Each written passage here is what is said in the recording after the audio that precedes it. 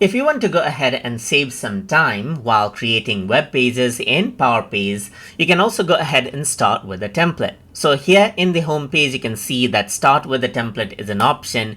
And if you were to go ahead and click right here, then what happens is that this is what you have. You got different options. Let's say, for example, you got program registration, you got start a layout, and so forth right here. So let me just go around over here and choose this particular template right here.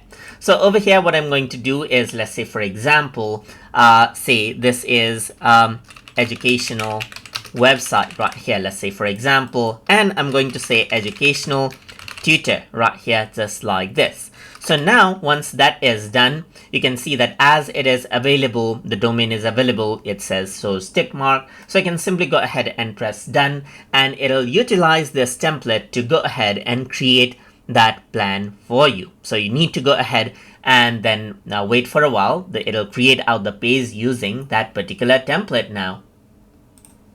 And then by utilizing that template, you can see that this page has been created, and you can simply go ahead now and make changes to the template as you want easily, just like that, which saves a bunch of time while you're creating a web page as you want. So I hope you guys learned something as always. And as always, please like, comment, share, and subscribe.